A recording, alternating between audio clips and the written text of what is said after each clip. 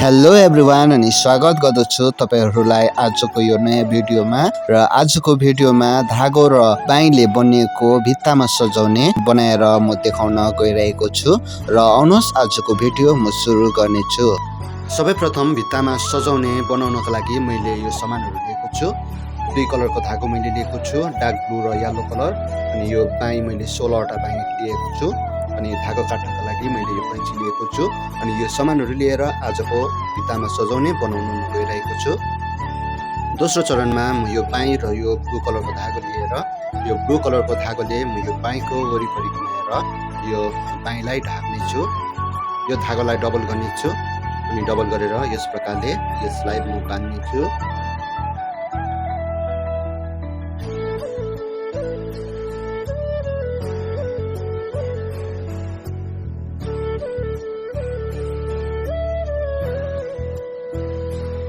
यस प्रकारले बाँधिसकेपछि अब यो धागोले बाईको वरिपरि म घुमाउने छु।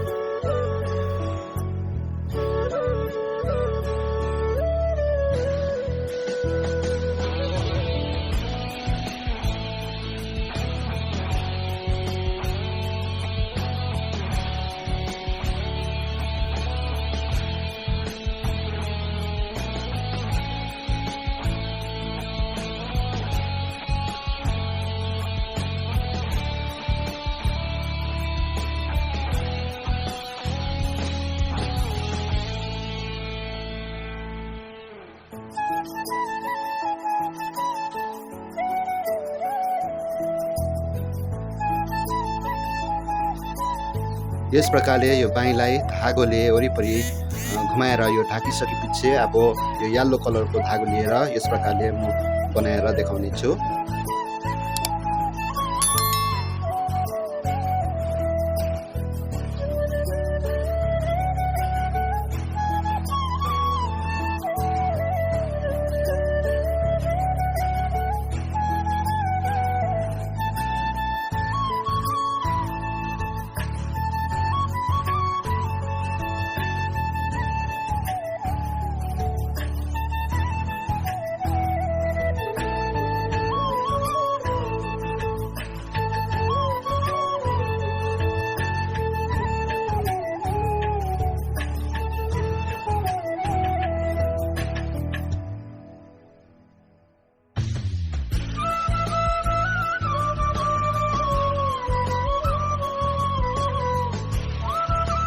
यस प्रकारको म 16 वटा बनाउने छु।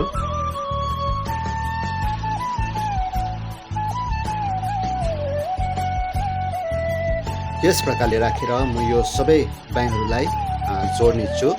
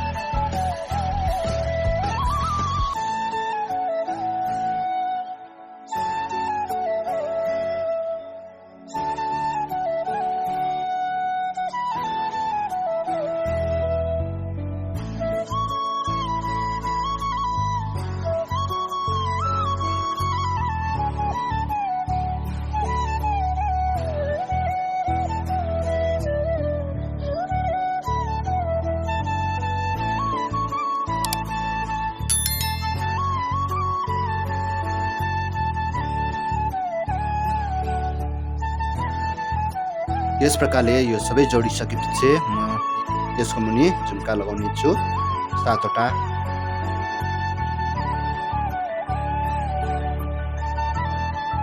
अब म झुम्का बनाउने छु। झुम्का बनाउनको लागि मैले यो एउटा काठ लिएको छु अनि यसमा 30 चोटी म वरिपरि घुमाउने छु।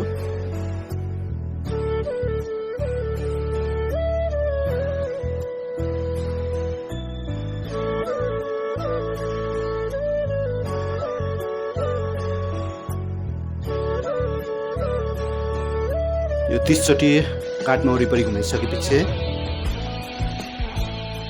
यो ब्लू कलरकोले यो टुप्पोमा यस प्रकारले म बान्ने छु।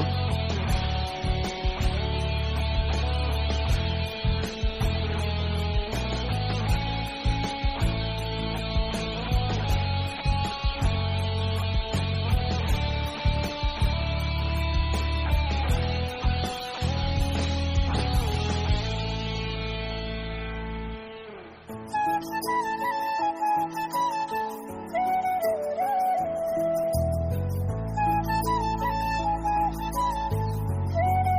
प्रकारले म 7 वटा झुम्का बनाउने छु। यो झुम्का बनाइसकेपछि म पम पनि बनाउने छु।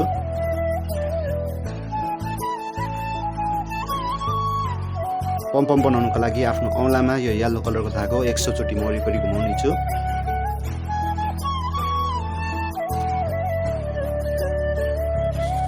चौचोटि घुमाइसकेपछि यो धागोले यस बीचमा म यस प्रकारले बान्ने छु।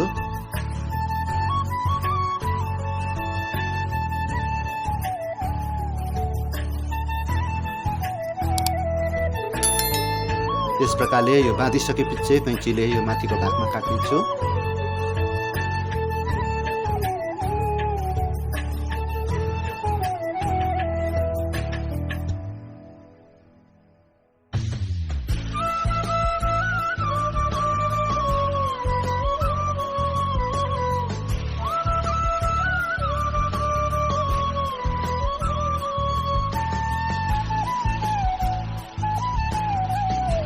यस प्रकारले यो पम पनि म 7 वटा बनाउने छु। यो दुईटालाई जोडेर झुम्का बनाउने छु म। झुम्का बनाउनको लागि यो सियो धागो लिएर म यस प्रकारले यसमा धागो छिराउने छु बीच भागबाट।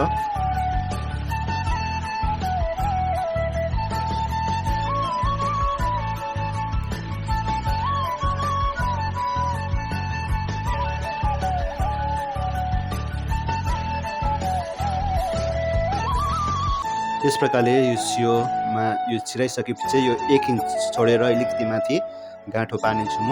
अनि गाँठो पारिसकेपछि म यो पमपमलाई पनि लिएर यो पमपमलाई पनि सियो धागोमा छिराउने छु। झुम्का बनाइसकेपछि म यसमा लगाउने छु।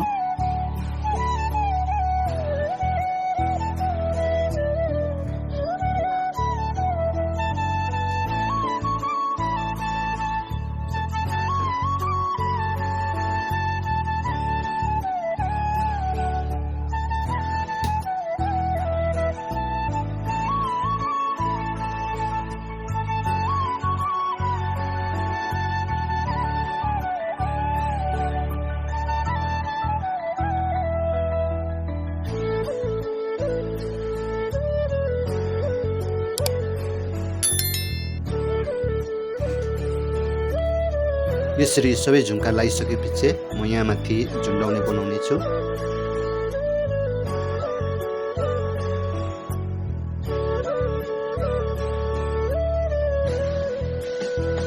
यो झुन्डाउने बनाइसकेपछि आजको यो भित्तामा सजाउने यो बनिसकेको छ र अर्को नयाँ भिडियो लिएर म चाँडै आउने छु।